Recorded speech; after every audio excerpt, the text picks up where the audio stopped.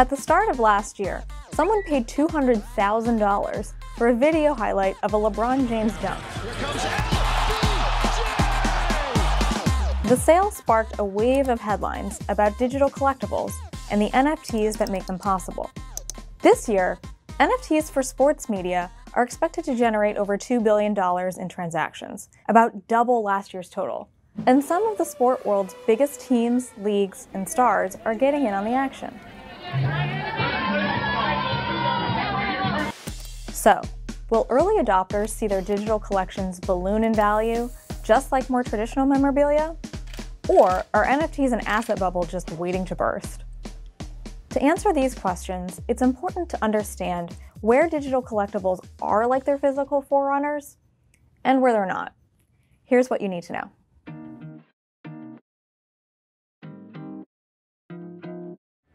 First up, I wanted to talk to the man behind NBA Top Shot, the platform where the LeBron dunk was bought and sold.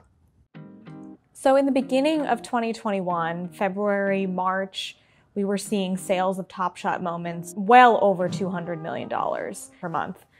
We're speaking now in the latter half of 2021, and that revenue is closer to $20 million per month.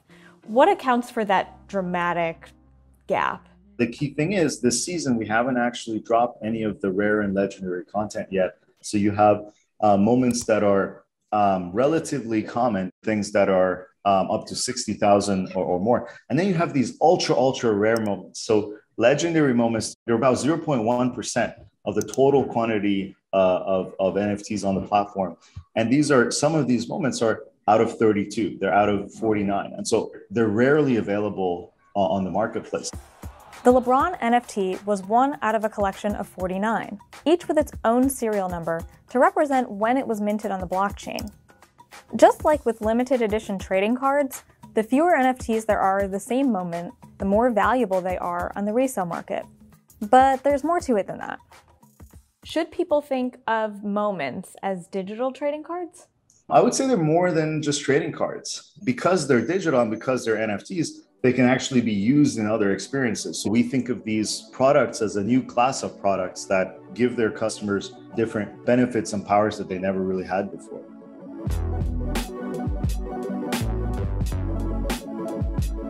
To learn more about the kind of added benefits sports collectors might expect from their NFTs, I spoke to Rich Kleiman.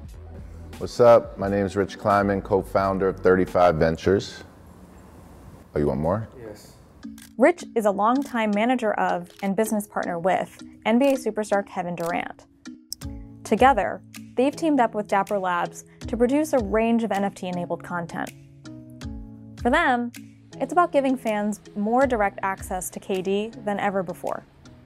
Ultimately, NFTs will, become a complementary piece and another form of an athlete speaking directly to their fans. Whether it's something built around the NFT or if it's a signature shoe business that's complemented by an NFT, that now we have another element to be added to the way an athlete promotes and markets something, to the way they monetize their IP, to the way they generate revenue for any of their other businesses, or just complementary to something that may be happening in their life, period.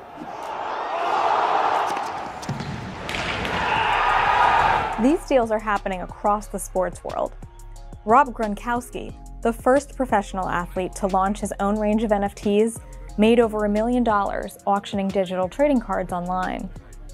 The buyer of the rarest card was also given the chance to meet Gronk in person, come to one of his games, and even claim VIP access at one of his other franchises.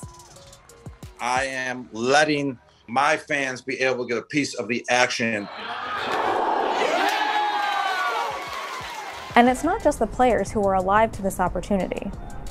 You see more and more innovative owners taking a shot at ways to incorporate it into their arena, into their organization in general, and more leagues are engaging the way the NBA did with Top Shot, and you see that is a whole world of revenue that could be generated and a whole world of extending the brand that could be generated. And I think that's the crazy, amazing part of it, is that it's constantly being unlocked.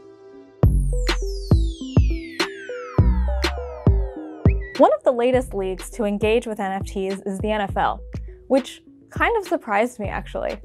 As the biggest and wealthiest league in the United States, the National Football League really doesn't need to rush into an unproven market for the sake of new revenue.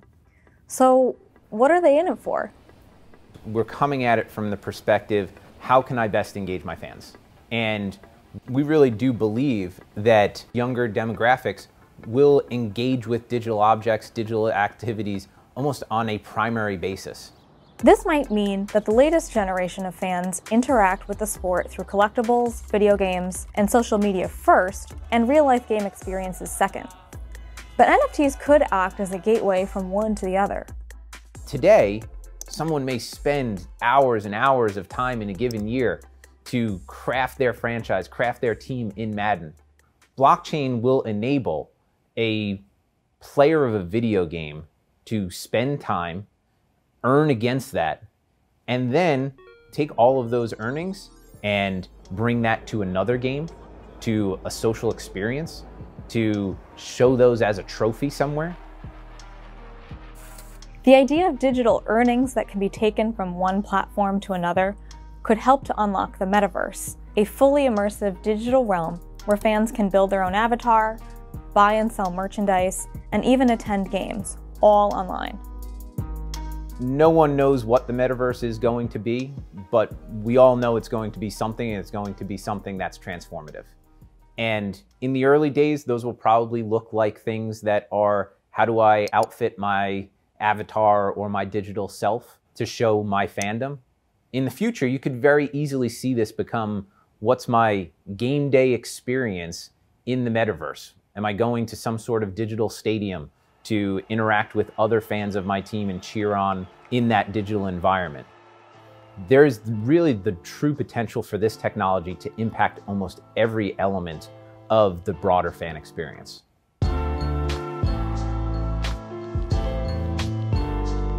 If NFTs are here to stay, they could usher in an entirely new form of fandom, generating value for fans, creators, and leagues along the way. But that doesn't necessarily mean financial returns. Whether they're a smart investment for you right now really comes down to what you want to get out of them.